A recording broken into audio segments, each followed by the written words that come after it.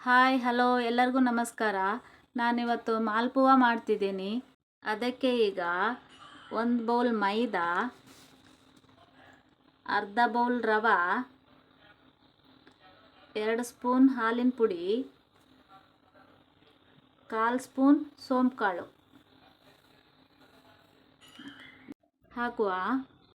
ಈಗ ಒಂದು ಪಾತ್ರೆ ತಗೊಂಡು 1 ಬೌಲ್ ನೀರು ಹಾಕೋಣ.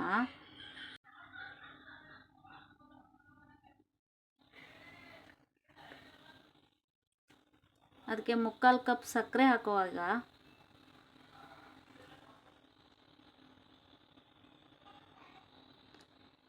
ಅರ್ಧ ಸ್ಪೂನ್ ಏಲಕ್ಕಿ ಪುಡಿ, 1/4 ಸ್ಪೂನ್ ಅರಿಶಿನದ ಪುಡಿ, 1 ಚಿಟಿಕೆಯಷ್ಟು ಉಪ್ಪು ಹಾಕಿ ಅದು ಕುದಿಯೋವರೆಗೂ ಬಿಡೋಣ. ಇದನ್ನೀಗ ಸ್ವಲ್ಪ ಮಿಕ್ಸ್ ಮಾಡುವ.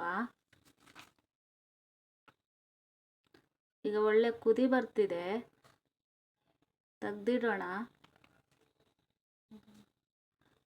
ಮೊದಲು ರೆಡಿ ಮಾಡಿ ಇಟ್ಕೊಂಡಿರೋ ಹಿಟ್ಟಿಗೆ ಈಗ ಕಾಸಿಟ್ಟಿರುವ ಸಕ್ಕರೆ ನೀರನ್ನು ಸ್ವಲ್ಪ ಸ್ವಲ್ಪ ಹಾಕ್ತಾ ಮಿಕ್ಸ್ ಮಾಡ್ತಾ ಹೋಗುವ. ಇನ್ನು ಉಳಿದಿರೋ ಸಕ್ಕರೆ ನೀರನ್ನು ಸ್ವಲ್ಪ ಹಾಕಿ ಮಿಕ್ಸ್ ಮಾಡುವ. ಈ ಥರ ಹಿಟ್ಟು ಬರಬೇಕು. ಆಮೇಲೆ ಬಾಣಲಿ ತಗೊಂಡು ಅದಕ್ಕೆ ಎಣ್ಣೆ ಹಾಕುವ.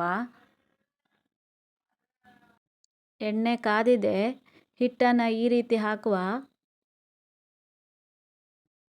ಪೂರಿಗೆ ನಾವು ಯಾವ ರೀತಿ ಎಣ್ಣೆ ಮೇಲೆ ಹಾಕ್ತಾವಲ್ವ ಅದೇ ಥರ ಸ್ವಲ್ಪ ಇದಕ್ಕೂ ಕೂಡ ಮೇಲೆ ಎಣ್ಣೆ ಹಾಕಬೇಕು.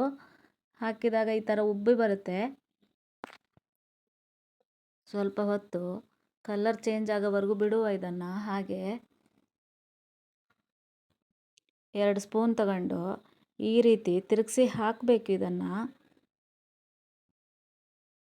ಸ್ವಲ್ಪ ಕಲರ್ ಚೇಂಜ್ ಆಗೋವರೆಗೂ ಬಿಡಬೇಕು.